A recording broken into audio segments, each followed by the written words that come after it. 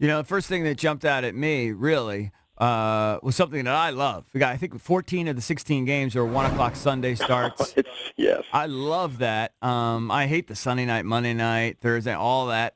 But it's also sort of indicative of, the rest of the country. The NFL doesn't think really the rest of the country really needs to see them play.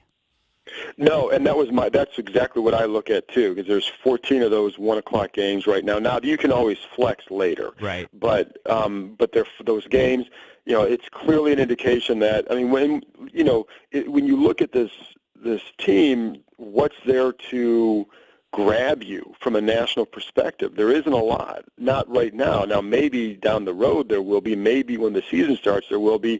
But when you're making a schedule, what's there to lure people in? Look at the offense. Where are you getting your offense from? And so I think I understand why there's 14 1 o'clock games. Now I think it was a few years ago. I want to say 2015. They may have had a lot of 1 o'clock games as well, and then they ended up, winning 9 games in the division. I think that was the year. So yes, but as somebody who has a harder time staying awake late at night, I don't mind the 1 o'clock games right now. Is there a sense amongst the coaching staff? Is there excitement building about this defense now that they know they're going to have Reuben Foster in there? They added Landon Collins to go with Payne and Allen. They got all the Alabama guys. Is there a growing excitement in the coaching staff? We're not really around the coaching staff right now, but I will say I think there is a growing, a sense of optimism. Mm-hmm. I think the hard part is with a guy like Reuben Foster, you still don't know what he's going to do and for how long. He's played 2 years and he's played a total of 16 games. So he's got to stay healthy, one, and then he has to stay, make sure he's straight and narrow, and so I think until you get through that year, you just don't know what you're going to get. The potential is there. And I think when you look at Landon Collins, they're absolutely excited about what he can do. And then you look at the defensive line, and that with Payne and Allen now another year into it, Matt Ioannidis, Tim Settle, guys like that I think there's a genuine excitement about that group. So, I think there has to be a feeling of optimism for that group, but when you look at it, there's still some areas you have to address. You have to, we don't know what Ryan Anderson will do, and even if he can go in there and be somebody, I think they still want to get another edge rusher to complement whatever he and Kerrigan do. And then inside, what's Sean Deion Hamilton or Mason Foster? What Mason Foster is. What can Sean Deion Hamilton do? Do you have to still upgrade there or look to upgrade maybe in the draft? And I think there's still a question about free safety.